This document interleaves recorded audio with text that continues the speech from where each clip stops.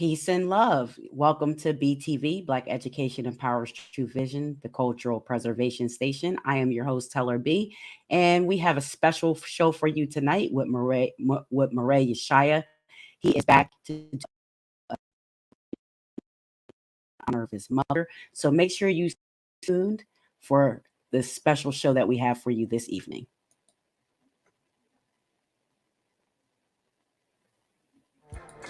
BTV Productions, the Cultural Preservation Station.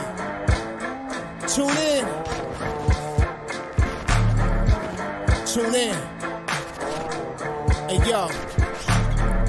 Black education, cultural preservation. Taylor BTV because elevation. Tune into the station, we rockin' the whole nation.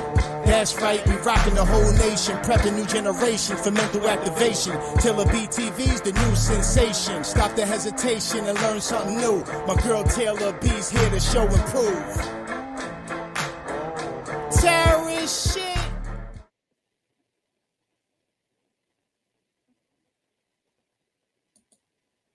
Okay, thank you so much. Welcome to BTV. This is the Cultural Preservation Station. I am your host, the Queen Bee, and I am so happy to be here with you live this Tuesday night. We have a special show for you. We have Murray Yeshaya returning to BTV. As we know, you've seen him on the channel before. He's an author, a historian, and a scholar. And he is here to do a presentation on the reality of our ancestors, the Hebrews, in honor of his great mother. So without further ado, let me get Yeshaya up on the stage. Dun, dun, dun. Yeshaya, are you there? Yes, hello. Can I be heard? Yes, you can be heard and you can be seen now. Peace and love. Okay. Thank you so much for coming back to BTV. First of all, how are you and how you been? All in all, well, giving honor to the Most High. Hopefully I can be heard well. Yes, we can hear you. We can see you. Let me double check because the other day I did a show and I was on mute for the first 7 minutes. So yes, we're off of mute. Let's just check the comments, see if anybody's there. I see people watching. If you guys can hear us, just put like a 1 in the comments to let us know you can hear us. And I think they can because I don't see anything on mute. So I think everything is good. There we go. There we go. Hey, we have people in the comments. Thank you guys for joining us. I'm so happy to have Yeshaya back here. He is a very smart brother. He's a historian. He's written several books. I'll let him talk about his books. He's a scholar. He's a Murray, a teacher. And Hebrew, he teaches Hebrew language, also Hebrew lessons. So we are always blessed to have him here on BTV, a BTV alum. He was here with us from the start, and it's only right that we get him back on the show for him to get this presentation off. So how are you, Yeshaya? I'm glad to have you back on the show. Anything you want to say to the people? Anything going on? You have a book sale going on or anything right now? Giving honor and praise unto the Most High, the creator of heaven and earth. The book sale is going on from now until December 24th. December 24th marks essentially when Hanukkah starts. And you can contact me at my number at 908-587-4841. And you can get the information. The Hebrew books are marked down from $10 to $6. And the history books are marked down from $30 to $15 until further notice. So for those who are interested, yes, the history books that are normally $30 or $20 are marked down until $15 or so dollars, and the Hebrew books are marked down from $10 all the way down to $6 for those who are interested. Again, my number is 908-587-4841. I wanted to do this presentation partly in two ways. One, I have not been online for a minute, and the other matter is the fact that today would have been my mother's 74th birthday. So for those who can sit there and see, I got working later on, so you might see a brother with the tie, with the camera in the background and so forth and so on. But that's part of the reason, say, with that in that particular case. May she rest in peace. When my mother was born, she was born in the 50s. The screen changed, but I take it we can still be heard. Yes. When she was born in the 50s to her mother and father, who were legally married. May my grandparents rest in peace. And my mother had me when she was 29 going on 30. Not to get too personal, but for those who do know, my mother, when she gave birth to me, was on what you call public assistance. But by the time I'm 6 months old, my mother already started working in the Parks Department. After the Parks Department, she started working with the transit. And my mother, may she rest in peace, was the type of person, I'm going to go to work. I'm going to do what I got to do. And to where they had to make her resign. They didn't terminate her because they had no adequate cause. Always was on time, hardly ever took off, never was a problem. But she wound up sadly developing cancer. So as it sadly began to progress, they actually made her resign, like forced in that particular case, in that particular matter. And she did, and then wound up staying home, and we just began to build up very heavy from, I would say, age 18 all the way until her passing when I was age 24. This particular book that I want to show real quick, if we will, family, is let me see. Okay, this book right here has been extended to where you see it now. But this book, my mother saw the beginnings of this particular book here. Deuteronomy 28, History Untold to the Masters, which you can get online. She did not see the final artwork of it, but she did see it in its beginning stages of it when it was still being typed on the paper itself with a word processor. So those who know, we're going way back when. This is a book that I dedicated to my mother. This is me and her within a picture and so forth. So I want to say this in due respect. I was not the best nor the worst son to her, but at the same token, I would like to say for those who still have their mothers, cherish them, honor them, respect them, and so forth and so on in that particular case. And in closing out, And I meant that. Yeah, I don't have my mother anymore, so I'll say a testament to that. Is said, definitely cherish your mother if you still have her, because when she's gone in the physical. I mean, obviously, spiritually, they're still here with us, but when they're going in the physical, it's nothing like not being able to pick up that phone or go over to their house and sit down and talk to them or ask them for advice or just vent to them about what's going on in your life, as someone that's never going to really judge you and that's going to listen to you with that unconditional love. Once your parents go, especially your mother, that kind of that unconditional love that you might have had with them in the world is really the only place that you can get it, if you ask me. Okay, respected, most definitely understood. I want to say in due respect, she came into the way of life of being an Israelite when she was 32 years old after giving birth to me. And the teacher at the time was a man named Mora Yosef, who's now deceased. His assistant was a person named Adonisha, who's also now deceased. After we was at that place in the Bronx called Kol She'erit, we went to a place called Beni Adat in Brooklyn. And the leader at that time, who's now deceased, may all these people rest in peace, was Rabbi Yeshurin. After that, we went to, only because it was close to where we lived in Queens, was a congregation which is now based in Charlotte, North Carolina, or is in now Charlotte, North Carolina, called Hashaba Yisrael. The leader at that time, may he rest in peace, was an elder named Cohen Lewi. So if you might have noticed, all these people I'm mentioning, from my mother to Mora Yosef to Adon Yishai to Rabbi Yeshurin to Cohen Levy to others, are now deceased. May they all rest in peace. What are we saying? I just was at my grandmother's sister's funeral earlier today, this very day. And when we read about that, see that, and we start talking about John Amos, who passed away to my knowledge today, James L. Jones, who passed away last week or the week before, we're losing our elders. And Tito Jackson, just a few weeks before that, Tito Jackson passed. Tito Jackson, may he rest in peace. Yeah. We are losing our elders. So the best thing I think that we should want to do is sit there and make a certain kind of legacy and a certain kind of mark and so forth and so on, which, and giving honor to the Most High, motivated me to even want to get the books out to be written, to sit there and get this kind of information out there, say to the people for, as I would like to say, glory to the Creator, for edification purposes. So these are things, again, that we care to sit there and bring out for reasonable purposes. Thank you for that.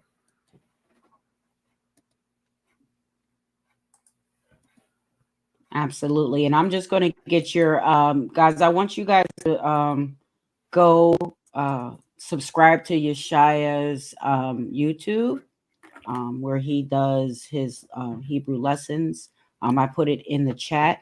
So just go ahead and hit that link and give him a subscription to the YouTube. If you want to get his books, again, please contact him for the book sale. You can send him a text message at 908-587-4841. And he will work with you to get the book to you. So make sure you hit him up for that. And when you're ready, Yeshaya, let me know. I have the slides queued up if you're ready to go.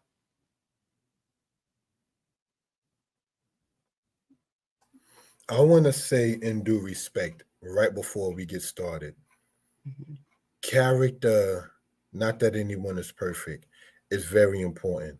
The first book that was published came out in 2016. It is now 2024. From 2016 to 2024, nobody can say or pull up receipts that a brother did not sit there and deliver the book to him or her.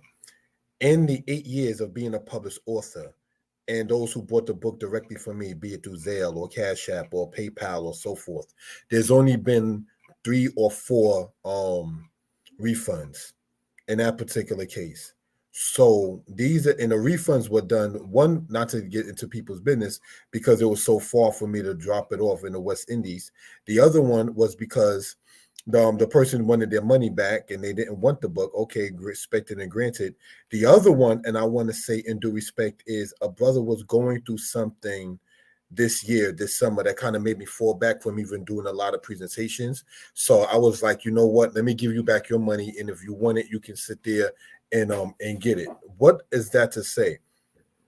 Don't ever let anyone or anything, even if it's not his or her intention, stop you from your mission and what you need to do and so forth. If you was, and not trying to be self-centered, already doing this from the time when your mother was alive, your parents was alive, whether you have children or not, that legacy still needs to continue. When you have friends, associates, comrades, or X, Y, and Z, he or she is supposed to sit there and add to what you are already about, and you're supposed to add to what he or she is already about. It should never be a demerit or a matter of diminishing what one is already into in that particular case. So let's say if I have a friend that is into making bread, I'm going to sit there and find out if I can get the yeast. I'm not going to sit there and wonder why you want yeast when you've been doing this prior to us meeting, whoever you may be. You understand? So these are just things that we care to bring out for reference purposes. So without any further ado, on my end, I'll put up the slides. Thank you for that.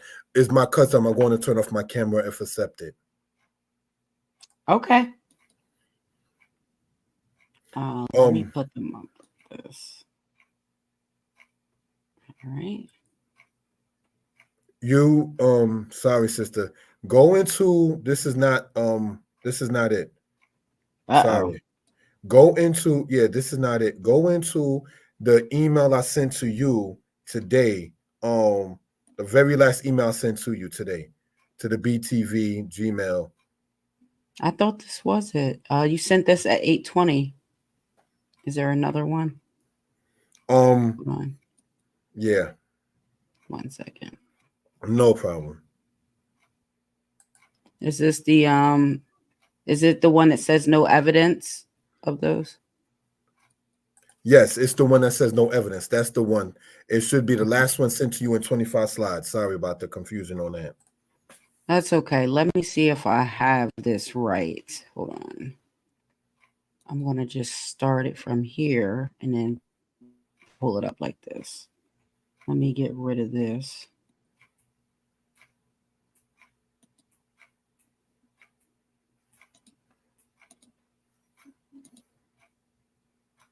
And then we're going to share this way. You let me know if this is the right set of slides when you can see it. Is this correct? Yes, it is. There should be 25 slides, and that's how I updated it. Good. Okay, great. All right. All right. Shalom. Now, brothers and sisters, we've heard that word for quite some time. The word shalom comes from the word shalom, which means to be complete. So thus we get the word shalom, meaning peace.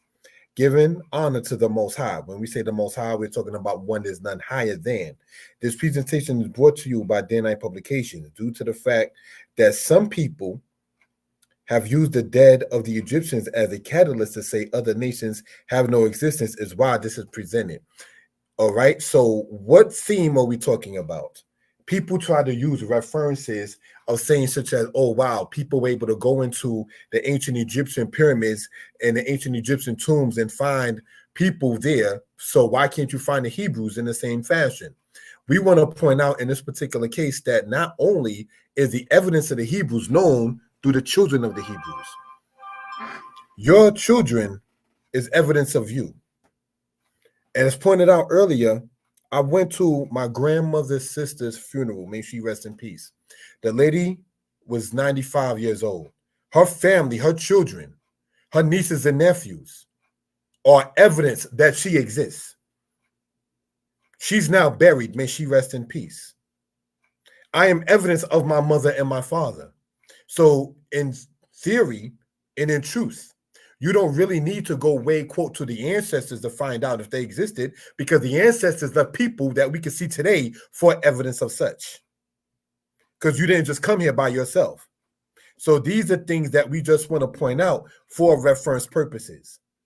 So let's continue. Any questions or comments, please feel free. Yep, I have a comment. I think that's important too, because a lot of our history that we do get told is through oral history. And that's actually a tradition in our history, is to give an oral history because we weren't able to, read and write at certain time frames in history. So oral history is very important. So if you have your older people here in your family, your grandmother, your grandfather, aunts and uncles that are from that older generation, you should be talking to them and trying to find out from them how things were and the different things that were passed down to them from their mother and father, because that's how we keep our traditions alive. That's how you keep the culture alive, through oral tradition and oral history. So I think that was powerful what you just said there. It's important.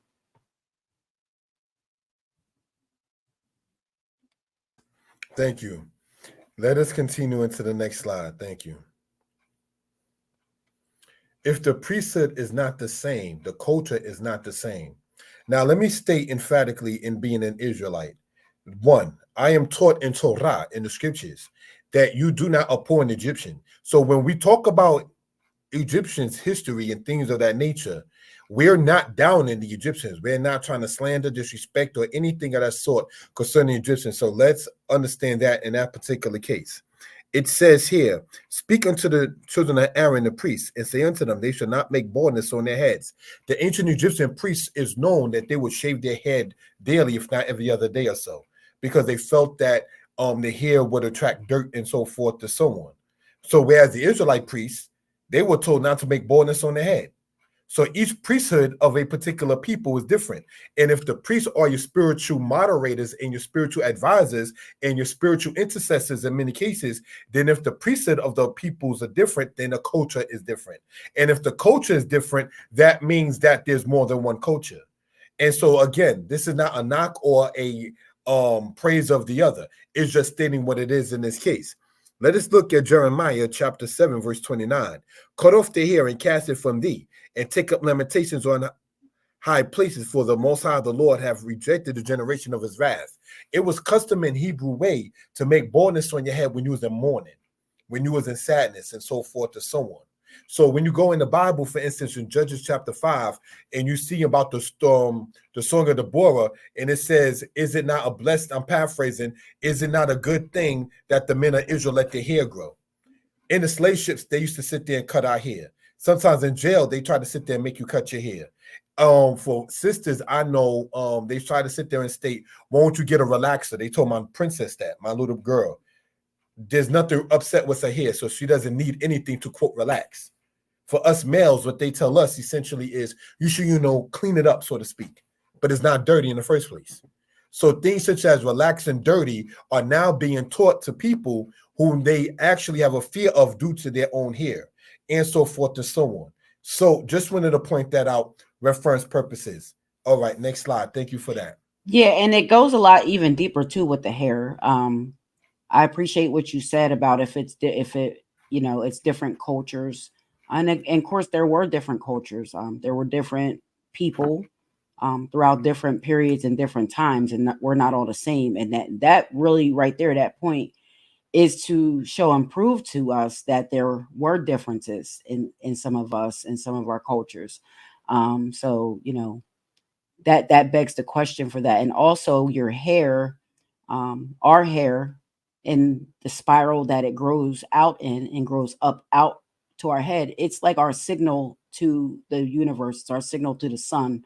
um and I think that might be another reason why we weren't supposed to cut our hair, because it's our signal, it's our way to communicate really with nature and with the universe. So I think that's real powerful right there. Let me get to the next slide.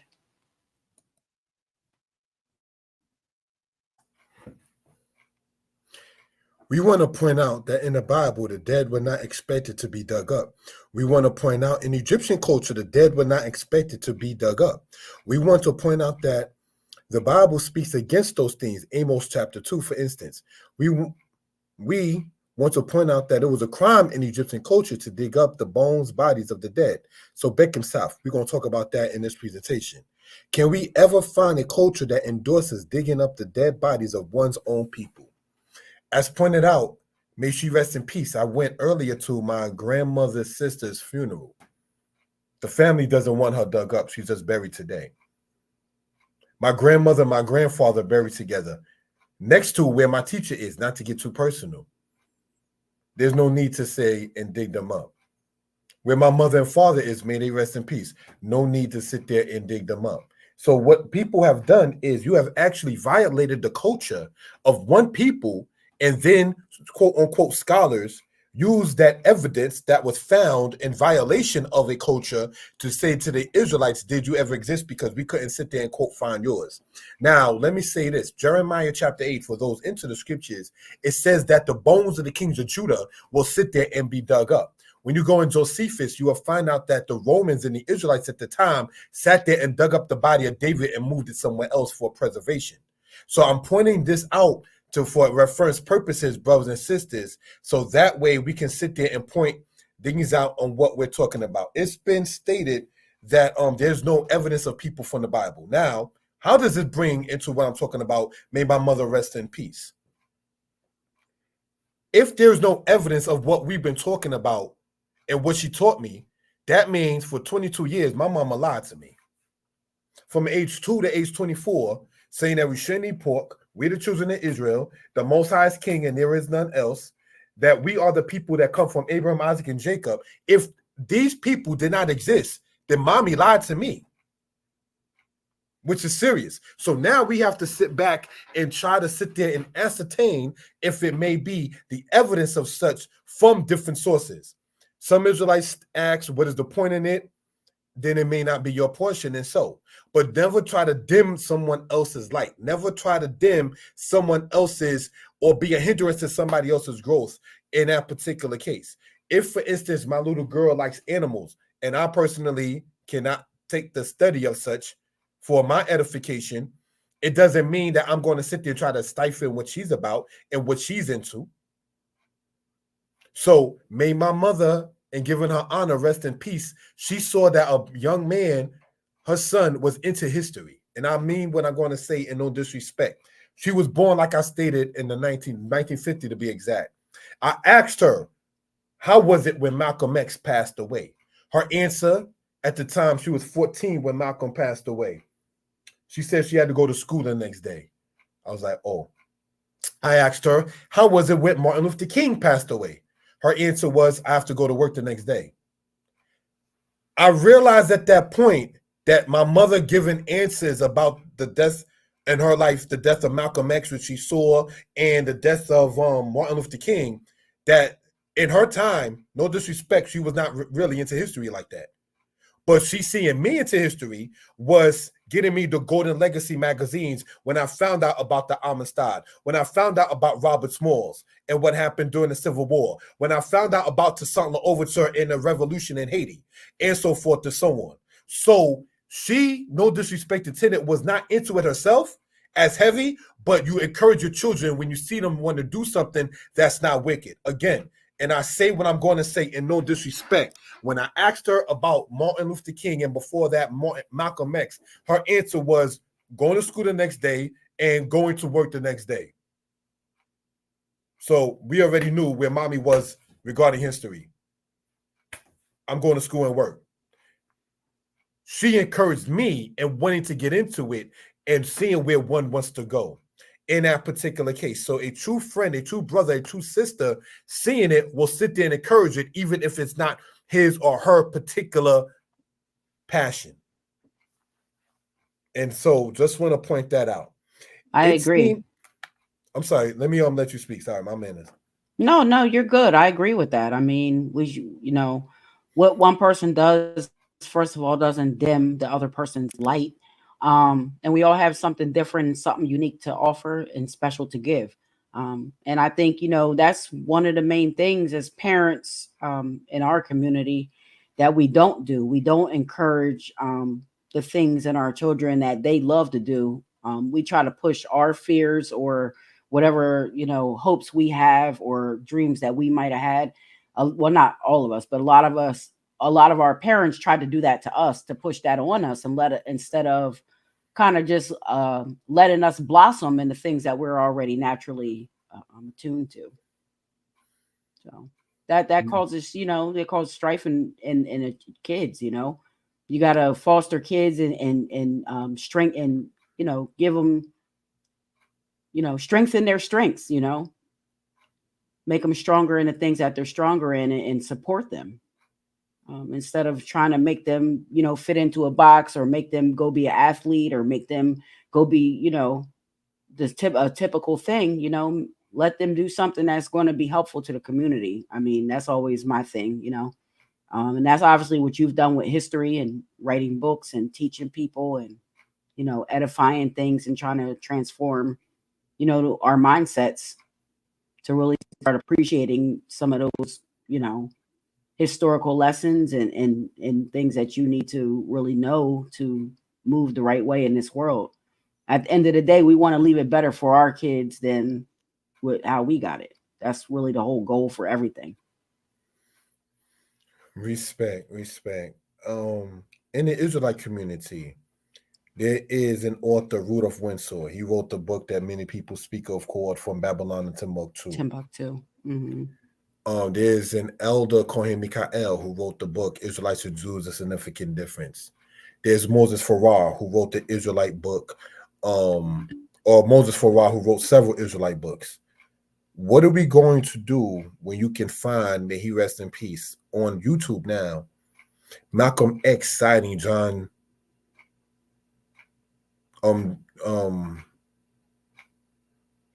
100 Amazing Facts About the Negro. Forgot the author. Rogers, J.A. Rogers. J.A. Rogers. Mm-hmm. Right. Malcolm X cited his book called Africa's Gift to America. Mm-hmm. Malcolm's been deceased over 50 or so years. J.A. Rogers died in 1966. This is now 2024. So if you have it to where J.A. Rogers is being cited by Malcolm, and these people whom we're speaking of are now deceased, but their books are still on record, we definitely want to sit there and get this out there to the people and put it in literature. Israel, for the Israelite brothers and sisters who are into listening to this platform and channel, I do ask you to subscribe to the sisters platform. You know that it was the goal of the nations to sit there and destroy the records of the Israelites. When Rome went in there and we start talking about 70 AD ever so often, their thing was burn, sit there and get rid of, say, your records and so forth and so on. So the people that was brought over from Western and Central Africa and even Eastern Africa to Manhattan, for those who want to sit there and get into the book, From Assyria to America, which we see, brothers and sisters, right here, from Madagascar to Manhattan is one of the chapters. They used to sit there and ship from Eastern Africa to where we call Wall Street. And this is documented in this book right here. Those people were stark naked. and they were not in many cases allowed to know how to read. The guy who played Kunta in Roots, John Adams, was it John Adams? What's the name of the guy who recently deceased? Sorry, I know I mentioned him earlier. I don't know his name. No, he played in he passed away at 84, like today. Oh, John Amos. John Amos, not John Adams. I'm sorry. John Amos. He when you read the book after watching the movie, there's a part in there for those who do accept and understand it, whether you say whether Alex Shelley took from other people to put it together. One of the points that we want to point out is Kizzy asked Kunta, why can't we be taught to read? And Kunta responded by saying, because they figures the less we know, the less trouble we make. In honor of my mother, may she rest in peace. And I say this to collaborate the reality of it. When I was a boy stealing, I did not want her to ask for the receipt. Where's the receipt at, huh? Smack, because I already now know that you done stole the change from the store. See, I didn't want the receipt to be seen because I already knew what I did. So when people want to sit there, and I was a child then, I'm not doing those things now. I'm saying when people try their best to make sure you don't know something and hide and, and distract when you're trying to sit there and investigate something, there's a reason for that. So these are things we care to bring out for reference purposes. It is not to be racial all the time, but I was told that it was rude to look at anybody's paper on a train. Like when someone's reading the newspaper and you there looking, they consider that to be rude. So I, being the person who I am, not being self-centered, I did that one time and I kept on looking, and this white dude just kept on, he's getting frustrated because I kept looking at his paper. I said, oh, they really do get offended. People do get offended by it. But when I'm on the 4 train coming from Brooklyn to the city, it was a brother, older than me, black man reading, and somebody, not to mention who, was saying, what's that you're reading? Why? What's that you reading? It's really, and no disrespect, none of your business. I remember times in which speaking on the phone, may my mother rest in peace. I remember hearing as a child, don't talk to me when I'm on the phone. Better be important. Don't you see I'm on the phone? I remember hearing that as a child, long before cell phones was popular. But if I'm on the phone talking to an Israelite elder, I say, Toda Rabbah, somebody's in a store, public store, while I'm on my personal phone and going to sit there and try to comment, oh, you speak in Hebrew. Why? Because they expect you to not do so in that particular case. And that's just what that is pointed out in that. We as a people have already been put into a box. You're supposed to just be entertainers, and there's nothing wrong with entertainment. We need that. But how long can that be the pinnacle? We're the best entertainers, and we're the best at whatever we do once we say put our mind towards such. So these are things we care to point out for reference purposes. There's a reason why they want to sit there and get the salt of the earth to work the earth. So if we can go to the next slide, thank you. Mm-hmm.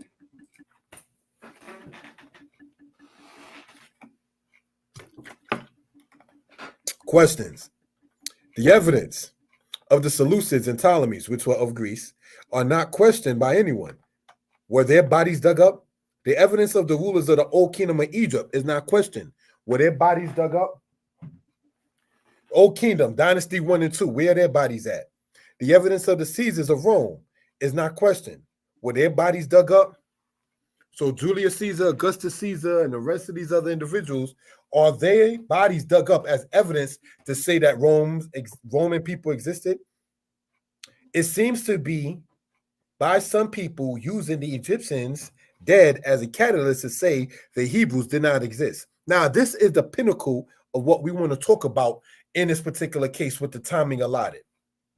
How do you go violate another people's culture to sit there and state that this must be a catalyst of evidence for another people's cultures and another people's existence? That's biased scholarship. You was never supposed to go and dig up the dead of Ramses, which I saw in Egypt.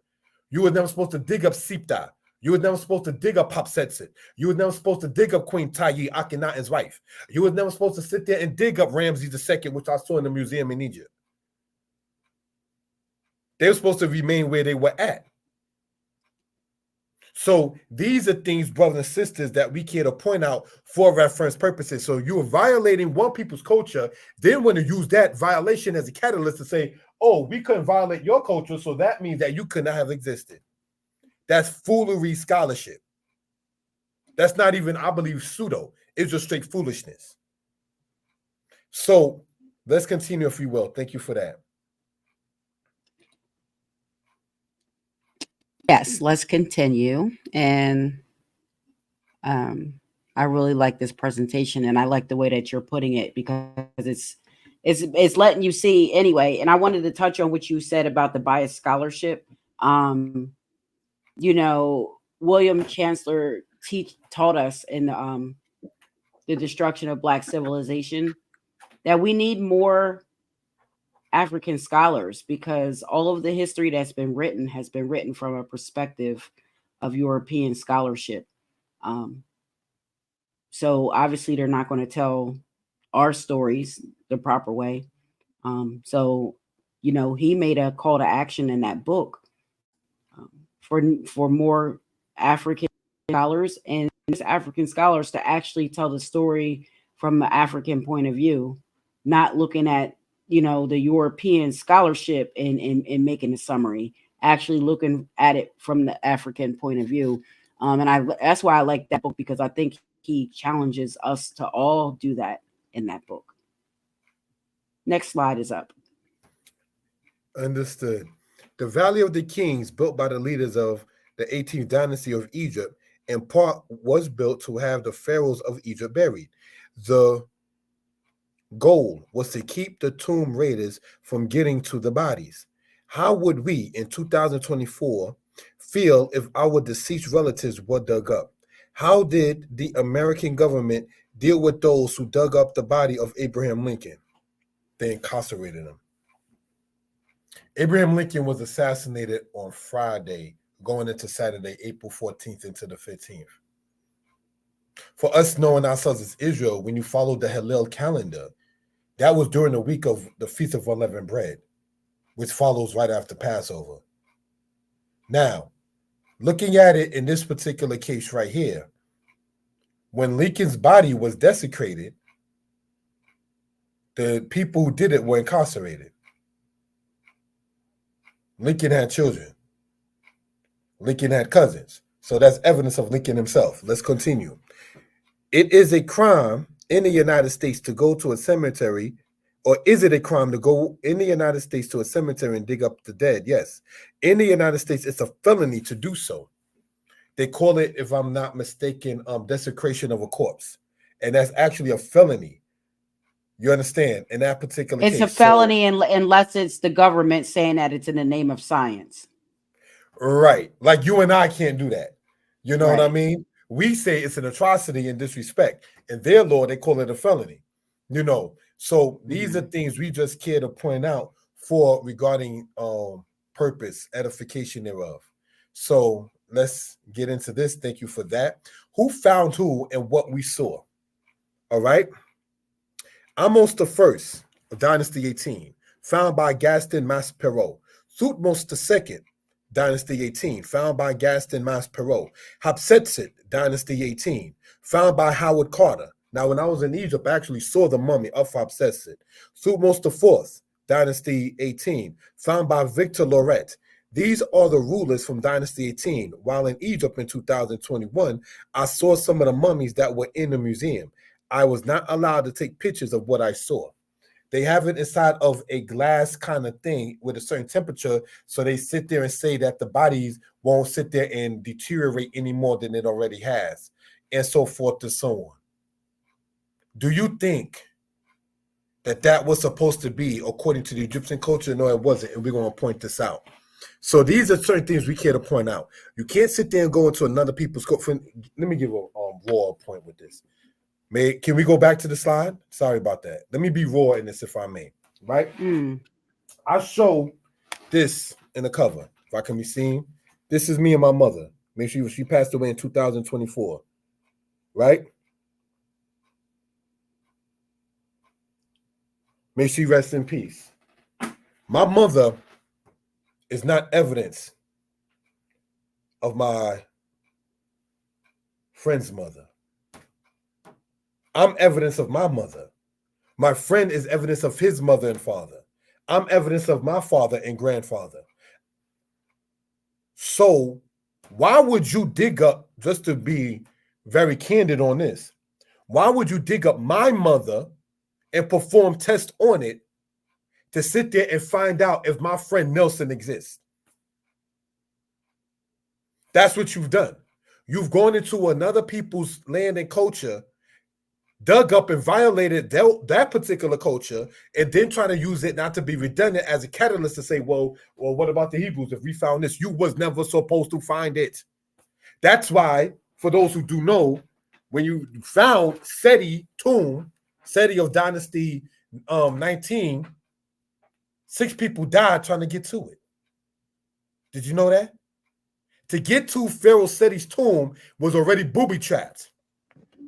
People died trying to get to it. Yeah, because they ain't supposed to be trying to get to it. Right. So I'll point that out to state certain things. Like, for instance, going over to where my mother is buried and digging up the body, or where my father is buried and digging up the body, is not evidence of the next person's parents. You violated my family member's corpse in order to sit there as a catalyst for somebody else's family. That doesn't make any sense. That is extremely poor scholarship and disrespect. So these are things we just want to point out for reference purposes. Next slide. Thank you for that. Hi, I'm Thutmose IV, and I was disrespected by Victor Lorette. And of course, we see the nose chopped off. You have no kind of respect. Let's continue.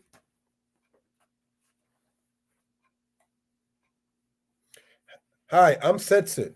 After my stepson Thutmose III wanted me to look masculine, the guy Howard Carter disrespected me. Let's continue, brothers and sisters. What Ramses IX would say to people who are, quote, conscious today. During my time, some idiots decided to raid the tomb of rulers before me, and they were executed by being hung. We did not tolerate the tomb raiding that the said conscious community of today endorses. We knew the Hebrews and of them and called them the Apiru. You can read of them in the Amarna records. No need to dig me up. In the Amarna records, which date to Dynasty 18 of Egypt, you read about the Apiru and the Kabiru, which is the Hebrew. Brothers and sisters. So these are things that we want to point out in this particular matter for reference purposes.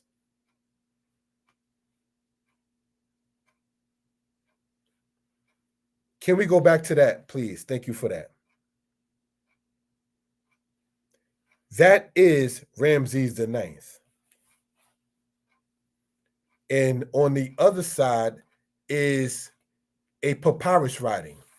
That papyrus writing today is referred to as the Amherst Leopold Papyrus of Dynasty 20.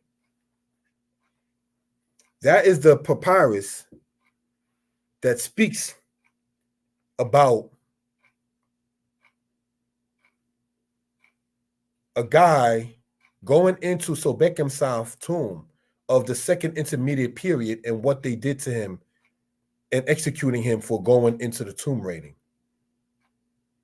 Correlated with the house of Israel and prophecy and history, the era and time frame that you read of Dynasty 20 with Sita and so on kind of lets us know what the book of Isaiah talks about.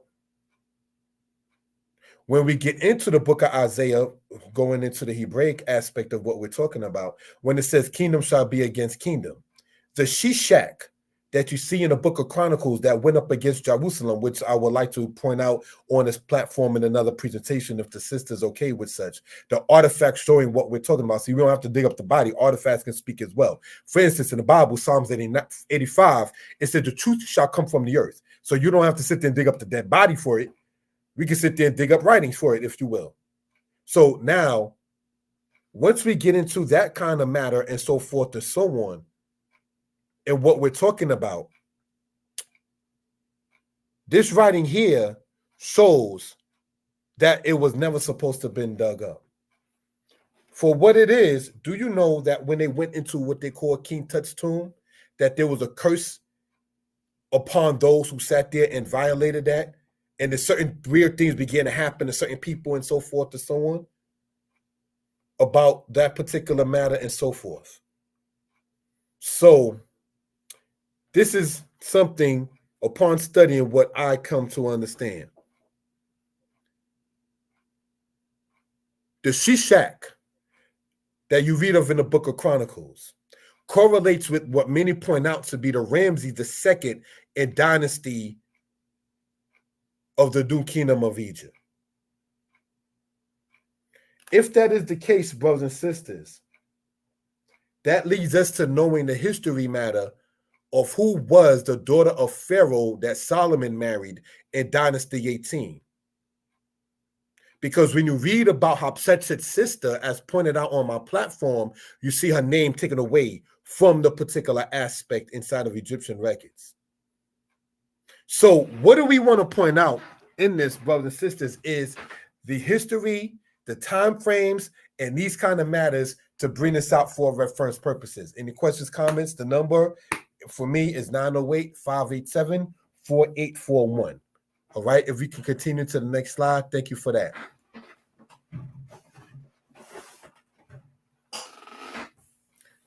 All right, when you know your stuff and you have grounded information on a subject, regardless of what the subject is, you have a strong foundation and confidence.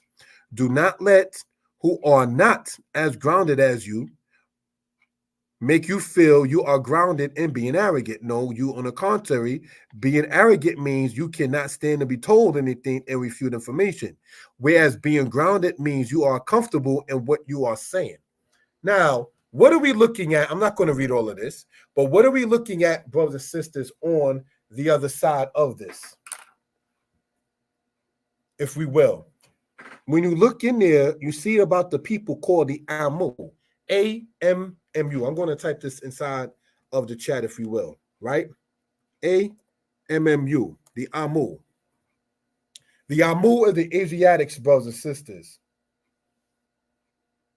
Who was these Asiatics if they were not the Assyrians, the Babylonians, the Kassites, and the Anastasia Papyrus, the children of Edom?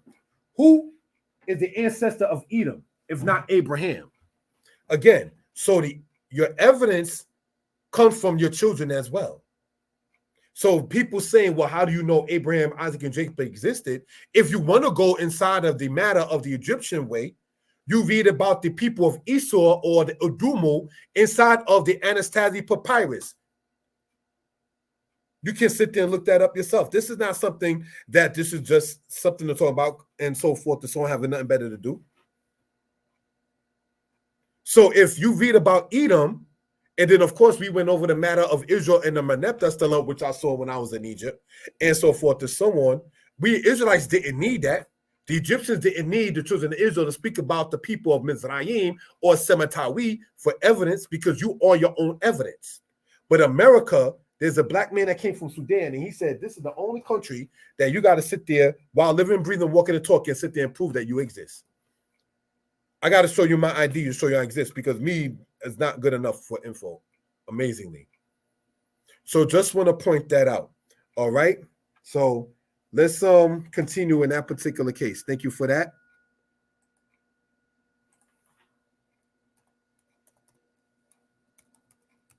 Hoping and praying that everybody is well and will be better.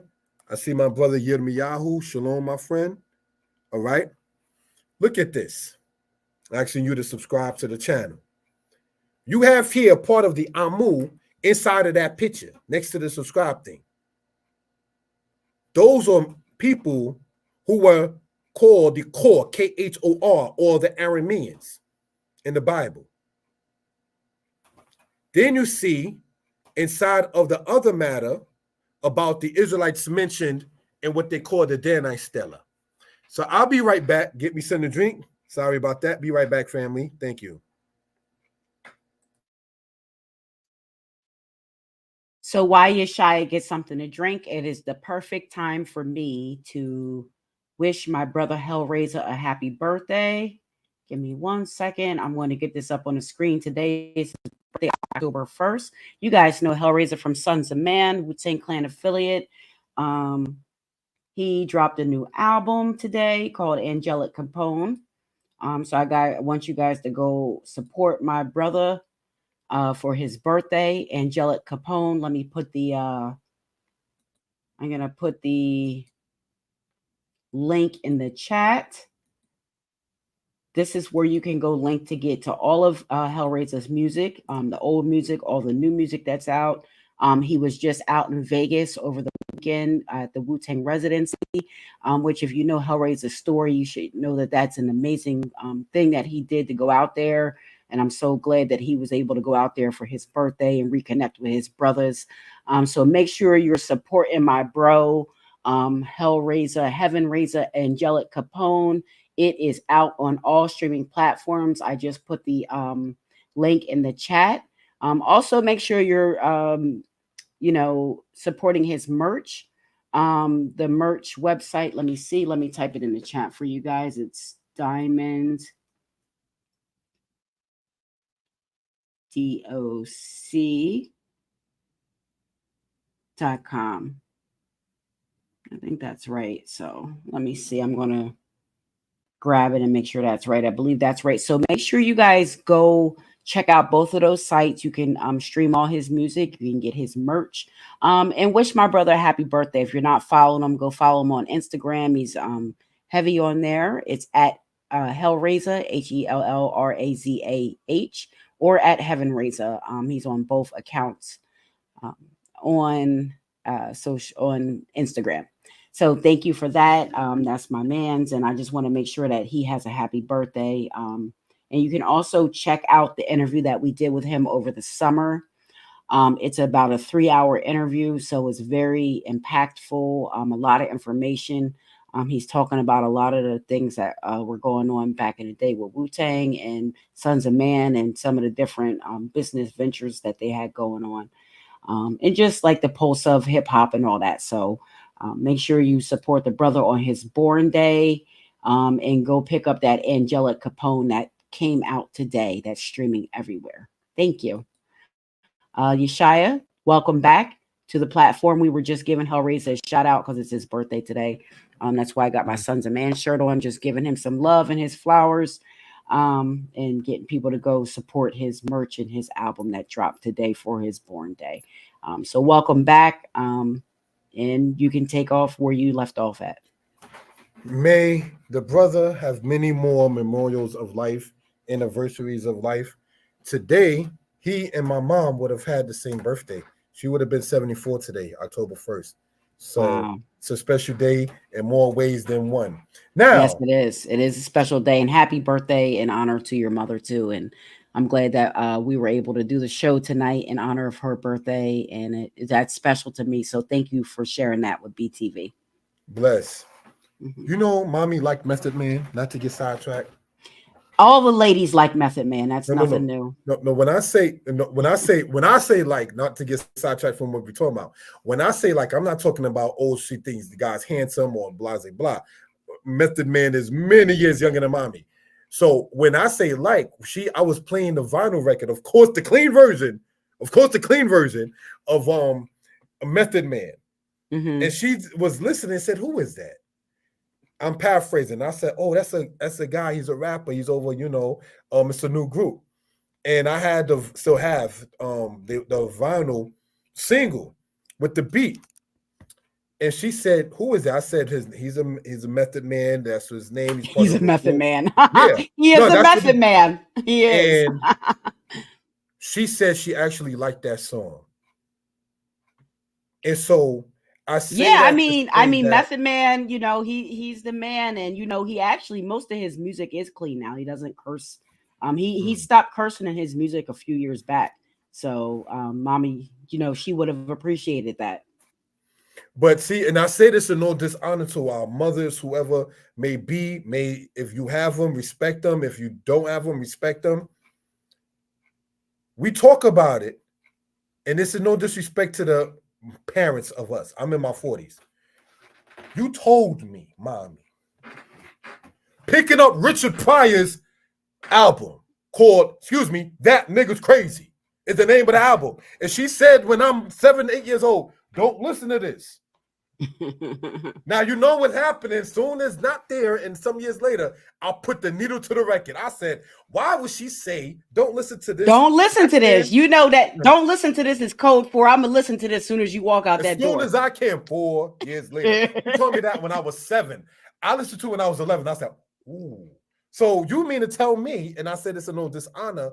Cursing didn't start when I first heard it in 85, 86? No. You mean Nigga, which is Richard Pryor's album, was noted back then before we started talking about it? So I say that to say, and no dishonor intended. Take for instance, you was talking about the guy with the Wu-Tang Clan. Wu-Tang Clan, much respect to them. They helped bring out, correct me if I'm wrong, Sons of Man. Sons of Man album cover has Hebrew all over the album cover. For those who do know. That's one. So yeah. That's a definitely I think you have on the shirt though. That's Hebrew writing on the album cover. So I'm just like, hold on. So that right there says a whole lot. Now I met who they call Killer Priest. He's from those schools on One West, the different schools that I come from, but Israel nonetheless. I met Killer Priest when they had sidebar from the presentation real quick. They had a debate, Kemet on trial kind of thing with the Hebrews versus the Kemetic and everything. And Killer Priest was there. That's the first time and only time I met the brother. And so I say all of that to say this. The legacy and what is left and what is important is definitely important and so forth and so on. Method Man, to speak upon him real quick, he went from I like my nose snotty and Wu Gambino song to now portraying himself as a lawyer in the show. We call that advancement and so forth and so on. Personal growth.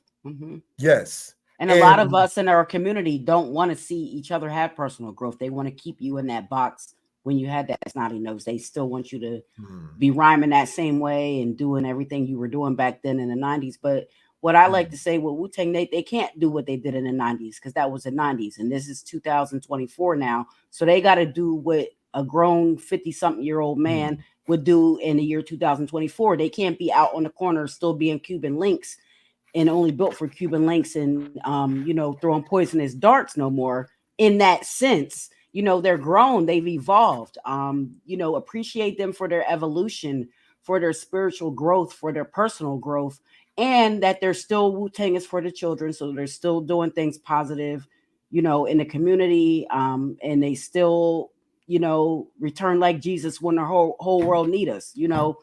Wu-Tang is Wu-Tang, and they changed the game forever. They changed hip hop. They changed a lot with the music industry, with the way contracts were done. They really revolutionized a lot of that stuff. And you look at a lot of the things with their with the way they came in, and you can just see it throughout. And like you said, they put on so many people and created a legacy. And Sons of Man was heavily Hellraiser's, he's Hebrew, he's Israelite. So his music was heavily in influenced by Hebrew Israelites and the religion and everything, the culture. Him and Killer Priest. And Killer Priest has a podcast now on YouTube that he does, and he does a lot of teaching on there. And he is Mighty Hebrew that goes over there on that podcast with him. Sometimes Mighty Hebrew does a show with him here and there. So they're big. They're very big in the Israelite community. Sons of Man and Hellraiser. My big brother. Owe a lot to him. Grateful for him. And the legacy that Wu-Tang started. Hellraiser took his legacy from it, and he made his legacy. And he grew that legacy, and that's how things like BTV came about. You know what I'm saying? So different things and different times and different places, and you never know how somebody's going to impact you when you meet them, and how you're going to come out in their story, how that story is going to coalesce between you two. And me and him have great history together. I was very fortunate to meet him when I did, at the time that I did, and really just being a part of his journey. him blessing my platform. I'm blessed, to have a Wu-Tang life, and live that life, and be around that culture and impact it in the way that I felt like I've impacted it. So it's a big deal. It really is. So I always love to give Razor his flowers. Don Pacino, from Killer Army, also give him his flowers. He does my music. He did, did my intro music. So love those brothers, hard working brothers, the hardest working, to me, out of the clan, out of the affiliate. So salute, hats off to both of those brothers. And let's get back to the presentation, because we got off on that me and you, we can go off on that hip hop tangent all night, especially talking about Wu-Tang. But yeah, definitely salute to the brothers, to Wu-Tang, wings up. You know what I'm saying? Salute to the Napalm General, and salute to Hellraiser on his birthday. So I'm glad that we got that out. And go ahead, I'll let you pick up where you left off, or wherever you want to pick up. And let me just say, before you actually start, one of your people in the comments said that it's also his grandmother's birthday today as well. So he said, may her memory be blessed. So a lot of Libra energy, a lot of air energy with fire, air sign with fire number, hard workers, loving, practical, good, great communicators, imaginative, creative, inventive, working hard to get to the top of whatever they do. And that sounds like what your mom was. She worked hard, and she worked and persevered through her life, and made sure that her children had what they needed to have. So that's that one energy. So just wanted to bring that out. But go ahead, Murray. Stage is yours. Definitely appreciated, and so forth and so on. I want to state this before we continue, in due respect. She passed away when I was 24, and every girlfriend that I had, that I re-met on Facebook, that I had before mommy passed, some of them sisters dumped me from high school or even after high school. All of them said, your mother was excellent. Your mother was great. You dumped her son. Okay, granted, we didn't get along. But mommy's legacy was always to be top-notch, and that's to be respected. The sister who was there when my mother passed, she came to the viewing, the funeral, stayed over from the viewing to the funeral the next day, the burial, and so forth and so on. And I want to say this in due respect. Give respect to where the respect is due. Israel, it don't take anything away from you from being, quote, a moray or anything of that kind of sort, and so forth. It don't take nothing away from you as being a mora or a female teacher, anything of that kind of sort. Give respect to where respect is due. It doesn't, again, take nothing, say, away from you in that particular case. Not to get again sidetracked in hip hop. Do you know that Jay-Z wrote one of the songs for Snoop and Dre? I forgot which one it was. They flew Jay-Z out to California so he could sit there and write the song that they did. You'd be surprised who writes for who, and so forth and so on. So Smokey Robinson wrote a lot of the songs for the Temptations. So there's nothing wrong with that. It's nothing wrong with it. I will say it's more prevalent in like that R&B or Motown type of world. With hip hop, it also happens a lot, but in hip hop, real true MCs will tell you that no one ever wrote nothing for them. That's people, even, I would say in Wu-Tang, they wrote with each other, wrote for each other. So I think that's different. They're like kind of a brotherhood, a group. But I think, like real MCs will tell you, like if it's real MCs, most of them will not have a ghostwriter. People like LL Cool J, Nas, I don't know. That's just my feeling of it. You have different levels of hip hop. You have rap, which is just the art form of rhyming. You know what I'm saying? Because hip hop ain't just rap. And then you got MC, and so there's different levels to it, and anybody can be a rapper. We're all, we can all rhyme words together and be a rapper, but are you an MC? Is what you're saying moving spiritually? Is it moving the crowd in a spiritual way? Do your words have meaning behind them? And can you move the crowd, and can you spark that energy from nothing? Can you spark a flame? So that's what an MC is. And really, to do that, I mean, I'm not saying it can't be done with ghostwriting, but I think to do that, it has to be pure from your spirit, from your soul, from your heart. But yeah, I mean, there are a lot of ghostwriters. I mean, Drake, had ghostwriters. I know he's ghostwritten for people, but that's the part of the game now. That's all a part of the new era of hip hop and the new game that hip hop has kind of evolved into. Because hip hop is not the same hip hop that Black Americans invented back in the 70s. It's not the same hip hop. It's different. It's a different genre. They chopped and diced it and chopped and screwed it. So it's not in its purest form the way that we see it now. So again, anything goes now. There's no rules in it. Now everything goes and anything goes. And as you can see, that's evident through the type of music that we're getting that's being output right now. A lot of it's, the balance is off, I'll say. The balance is off. Too much, excuse my language, too much partying and bullshitting, and not enough elevation and concentration of the mind on things that mean something. Like hip hop was supposed to be. That's what it was supposed to do. So once the enemy got a hold of it and was able to control it and see the power of it, they took that and they controlled it for the way they wanted to see it. And a lot of us will do anything for a check because we're so used to having nothing and being broke. We'll sell each other out, a lot of us in a heartbeat.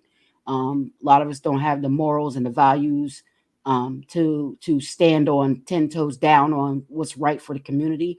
And they rather get a check and rather sell out the rest of the nation to just have a check just to say some ignorant shit on the mic, knowing that kids are listening. A lot of these females are riding in the car listening to these crass female artists with their kids, with their little girls in the back.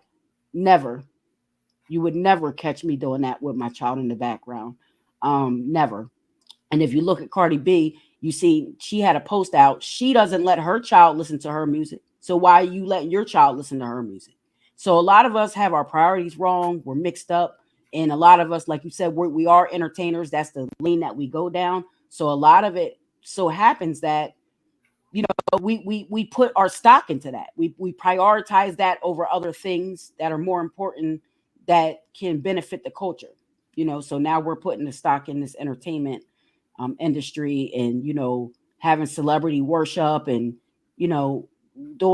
reading up on everything that they got going on. Meanwhile, our lives are in shambles and we are nowhere better economically, politically, off than we were back in the 60s when you were talking about when Malcolm and Martin got killed. We're worse off than we were now. We own less than we own then. The neighborhoods are worse than they were then. So, really, what are we doing as a community? We're really going backwards, and it's really time to knock that off, cut that out, and it's time to get back because music is our soul. So that they attacked us, they know how to attack us. They know, they know where to get us. If we can win that battle back with the music, then we can win the youth back. Because right now it's too widespread with the negativity and the toxicity in the music. It's too widespread. It's been getting to little kids now. Like I said, they're listening to this Sexy Red and Cardi B, the little kids, and this is how they're being raised on this music. So it ain't going to get no better. But it's up to us, the people in the community, people like us and everybody else, to want to make it better. So, people decide, people have a choice. And, a lot of us take the easy route and they take the easy choice instead of working hard and doing the right thing and teaching your kids good morals and good values and not exposing them to that ignorant nonsense that no kid should be ever exposed to ever. But that's the way it is. Don't get me started because I'll be off on a tangent, but that's just my view on it. You know what I'm saying? That's my view on it. Hip hop is on life support right now. So it's up to us. I think, a lot of the guys like Hellraiser, he got the album that just dropped and he was out in Vegas working on another album. So we need music like that to come back out. But we need it to come out with a force, not just coming out and people's ignoring it. That needs to be what's being played on the airwaves, that kind of stuff. And they also was tricky with the music, like you was talking about the vinyl before. by taking a vinyl away and making everything on CDs and digitalized now, because there was healing in that vinyl. There was healing in that needle being dropped on that crystal needle being dropped on that vinyl record. When those records were being recorded in those specific keys and frequency with the universal, solfeggio frequencies and different things like that, and binary codes, there's healing in our music. Our R&B music, that was healing music. That's why we was making so many babies off of it. That's why you think they took R&B away. So we wouldn't make, because they wanted, everything's a genocide on us in our community. They want to take the babies away, so they take that music away instead of R&B. Now you got this weird trappy pop R&B, so to speak. So it's just, it's the grand design of what they've been trying to do to us, what they continue to do to us. And until all of us wake up to it and choose differently, it's going to continue to happen. But I'll let you edify, Moray. Go ahead. Okay, and giving honor and praise unto the Most High, Israel. The sister was talking about going backward. That's the same thing the prophet Elijah said in the scriptures, O house of Israel. That's the same thing that the prophet Jeremiah said in the scriptures, O house of Israel. Why we don't have nothing, O Israel, O Israelites? When people come into the understanding, we give them, and there's no disrespect in saying Leviticus 23. Our grandmothers already had Leviticus 23 on the shelf in many cases. But because we meet up and only meet up and mainly meet up and care to meet up on a day like the Sabbath where we told to do no work, then you can see why there were Israelite schools that's not there now. Israelite restaurants from the 70s and the 80s that's not there now. You had a whole Israelite school that was a II Israelite Institute and the IPI Israelite Prep Institute that was actual literal schools. And you had restaurants, you had hotels, you had all kinds of businesses going on. But when it became, and I hate to have to say this, O house of Israel, when it became from shalom to just Shabbat shalom, and excuse me, fuck you any other day, and it's just Shabbat shalom, Sabbath peace, and any other day you can kiss my A word, part of my raw language that I'm speaking upon it. That's why we're in a screwed up situation in our A now, because it has not sat there and allowed to be manifested. We've only met up on the day that we told to do no work for 20 plus years. What do you expect to happen if you're meeting up on a day that you're told to do no work? When you read, not to be disrespectful in language and then go into scriptures, it says, remember the Sabbath day to keep it holy. Next verse, 6 days you shall labor, do all your work. In the laws of the Sabbath of doing no work, you're told to do when to do work. But if you're not honoring that, then you're not going to have shalom like you really want to, or peace when you really want to, because you're not, and this, we're not saying you, I'm saying we are not following the body by the commandment. It's don't bother me, I'm at work. Jeremiah the prophet stated, is Israel a homeborn slave? So why is it that work means, when it says or your work, it's not saying that if you are employed by a company, I and others are, it's not saying don't do that. But Israel was supposed to be what? Like Israel, house of Israel on the platform. Like Balaam said, I see Israel, a people not reckoned among the nations. So you were not supposed to have to sit there, clock into somebody else's thing with a noose on your neck, with a certain kind of shirt that might be mixed garment, which is against Leviticus 19. So the fact that we are in a situation, we have to sit there and find a way to sit there and change that for edification purposes. This is not to depress or sadden or anything of that kind of sort. This is to sit there and bring up the morale of where we can and should be. But we have to start meeting up on days that we're told to do no work or serve our work. We have to meet up on work days to get things accomplished. Getting back into this here, you see here the aspect of the people that are bowed down. That's part of the Amu or the Khor, Khor. That is part of the Asiatics that we were speaking about. This is Dynasty 18 there. The thing that you see there circled inside of the yellow, that's from the Danite Stela, found, brothers and sisters, in the era in the 1990s or something, or maybe the 2001, something like that. But what this is talking about is David, house of Israel. And that dates back, they say, to the 8th and 9th century BCE in archaeology. So that's evidence. Then we know here about the bottom right, what happened with Domitian did to Archer Titus in honor of his brother Titus. So these are things, brothers and sisters, that we see to point out when they carried the Israelite monuments to the museums and to the places in Rome. You mean to tell me before they took the Ashanti stool, the British doing so, that the Europeans were already taking artifacts of the Afro-Asiatic people to Europe? Yes.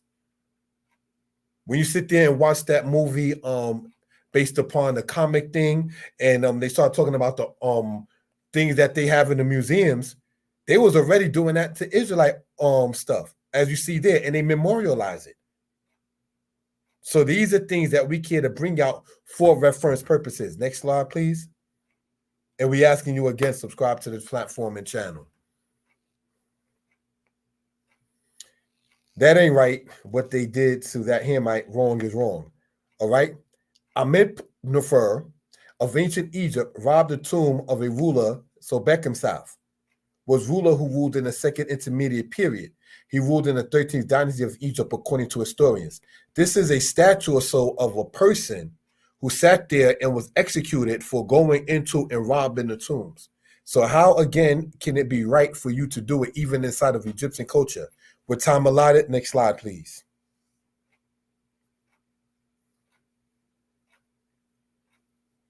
At the mouth of two witnesses or at the mouth of three witnesses shall a matter be established. We want to point out, as we close this particular portion out, that it is frivolous to try to use the Egyptians as a catalyst to state that ancient Hebrews existed. The existence of the Israelites/Hebrews is not contested when we see the evidence that can be found in the British Museum, the Pergamon Museum, and the Louvre Museum. If I mispronounce anything, pardon me. Why do I go here as we close these last slides out? Israelites always cite the Bible. You never go into museums. So what we wanted to do was go into certain museums that sit there and see whether or not they talk about the Israelites. Now, some Israelites might say, oh, that's a waste of time. You don't have to do that. Then they may not be your portion. My daughter is studying animals. At first, I'm like, okay, that's cool and grand, but that may not be my portion. It may be her portion. So don't sit there and try to, because it ain't your passion, sit there and try to put someone in a box as you, because then you take away one's uniqueness and even your own uniqueness. Remember when we used to hear, if I reach just one person, I did my job. What happened to that? When everyone's trying to sit there and dominate the next one. Let us sit there and grow. We're going to close out soon enough, but I wanted to sit there and show these couple of things from the museums, because as the Torah in the scriptures in Deuteronomy, it says there, at the mouth of two witnesses or at the mouth of three witnesses shall a matter be established. So let's see what these three witnesses say. Next slides, please. Thank you for that. Museum that we spoke of. We know that as Israelites, we do not need external references to prove the existence of our history. However, it does not hurt. The fact remains that the truth can come from the earth. Psalms 85, as cited earlier. Thus, it is not bad or a sad thing to bring this information out. To the left is the Louvre Museum, which is in France, and to the right is the British Museum, which you sit there and find over in England. Next slide, please. The Ashanti and the Ga in Ghana. Now, we're going to stop right here for reference purposes. These are two people, though not everyone in the Ga say they come from the land of Israel. These are two people who sit there and speak upon such. Now, why go here and then retract, if we will, and close out? Where did the Hebrews go in their migrations? John Henry Clark, who was not particularly favored by many, and who did not particularly favor the Bible himself, he stated, which is on YouTube, John Henry Clark, which is on my platform as well, he stated that when they of the Hebrew faith lost their temple to Rome in 70 AD, that he saw no migration pattern into Europe. This is a video you can see with John Henry Clark speaking in a video called Who is a Jew? Part 3. It's on YouTube itself. He said he see no migration pattern of the people running from Rome going to Europe. but going into Africa, namely Ghana. So when we go back in the video, in the slide, in that, John Henry Clark, in the video that you can see on YouTube called Who is a Jew Part 3, said that he's seen the people going into Ghana. What can we sit there and think about it? For those who do care, I'm not saying it is per se because of such, but Ghana is a Hebrew word. Ghana means garden. Garden, for those who do know. Now, we're going to end here and go back to the slide where we was at for reference purposes. Thank you for that, my sister. And we're asking you again to subscribe. Now, museums that we spoke of. You have the Louvre Museum and the British Museum. Now, let's go back to the slide before this so people can do homework for reference purposes. The Teleprism speaks of King Hezekiah. The Ration tablet of Jehoiakim speaks of Jehoiakim of Judah. Hezekiah is an ancestor of Jehoiakim that you see in the Book of Kings in the Bible. The Mishnah still speaks of the Israelites, namely of the tribe of Gad. You know, the British Museum with the asterisk, the Louvre Museum with the asterisk is where these monuments are found.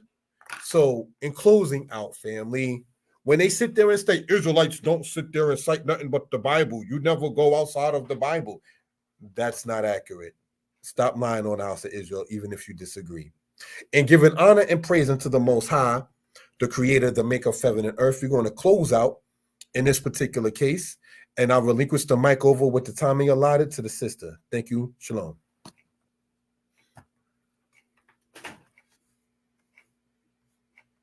Thank you so much. That was really, really powerful. And I know we're stopping there, so I'm going to remove that.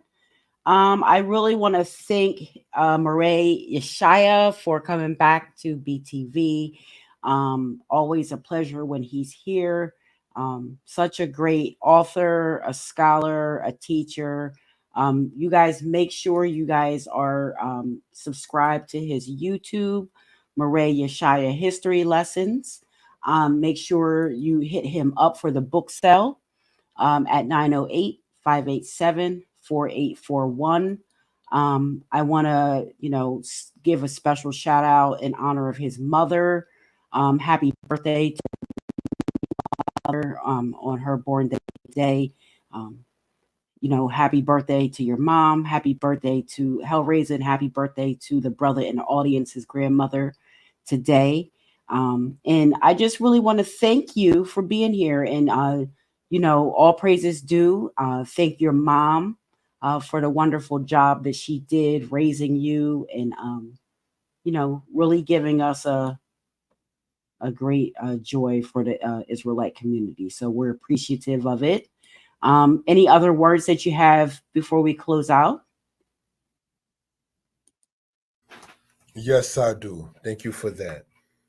I showed a picture of my mother before I was born, and my my older sister, when she was a baby.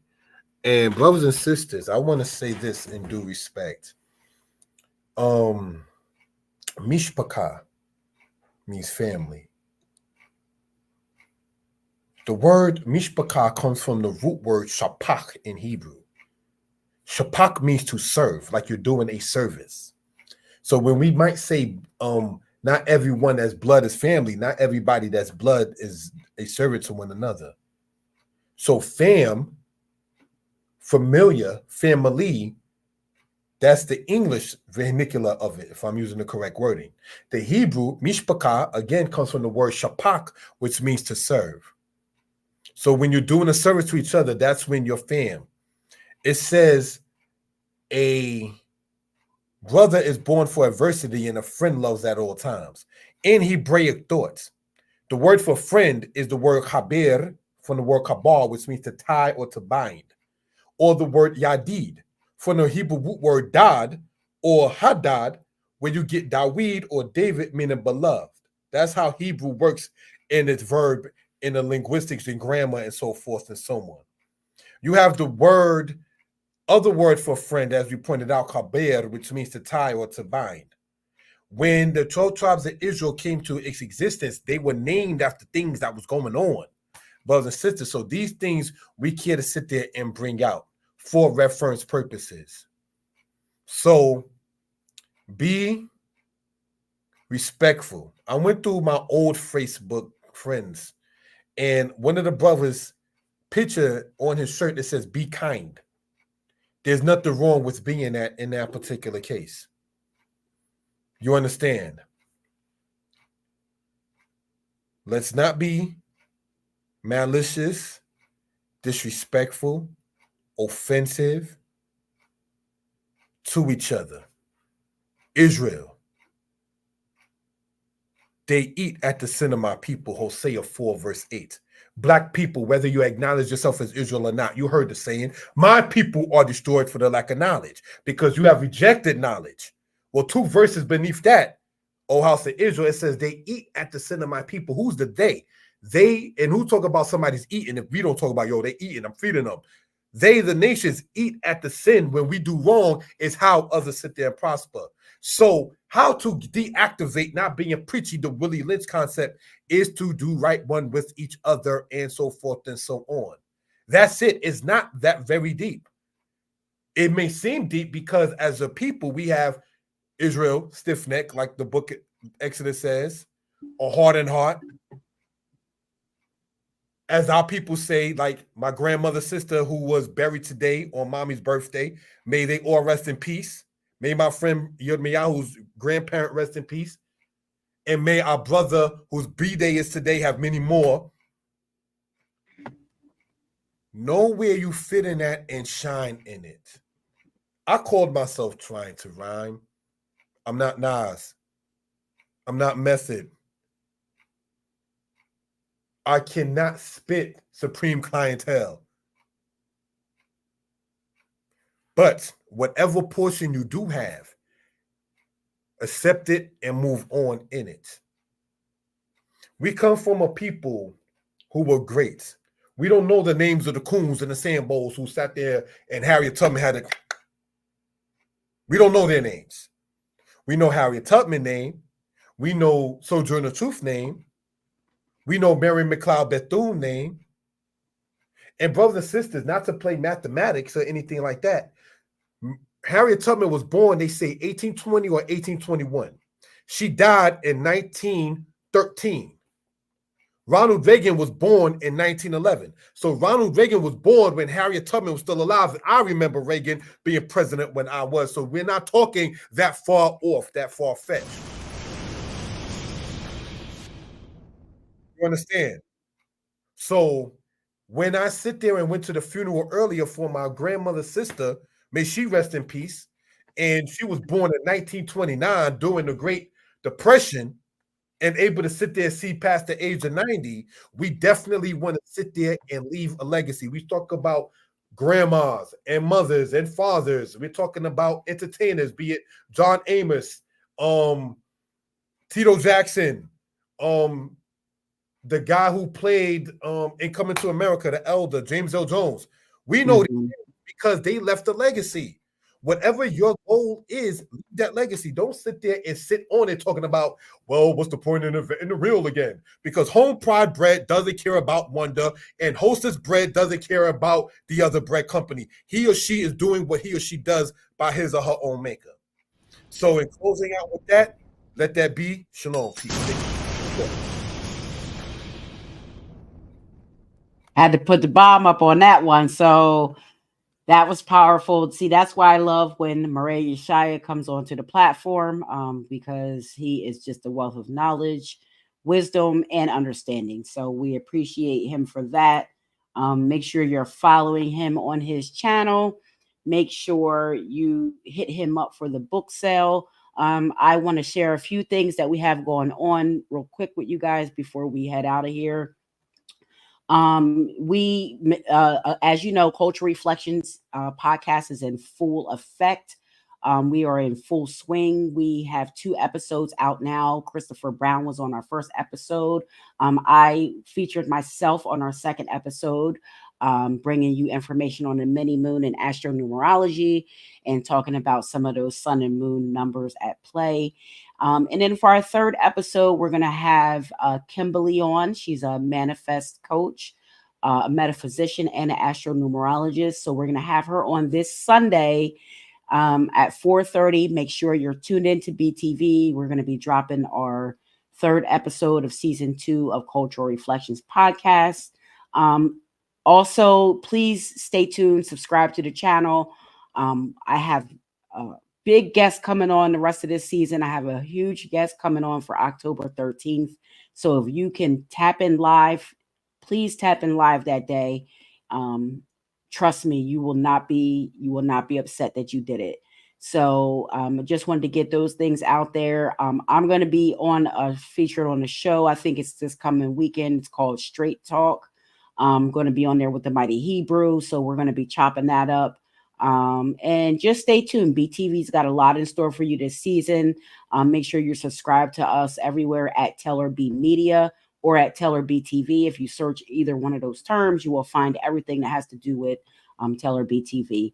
So I want to thank you guys for everything. I want to thank Moray Yeshaya for coming on and sharing this special day with us on the day that his mother was born. And that his aunt was buried. So we want to thank him, and we want to thank him for edifying us with that great presentation.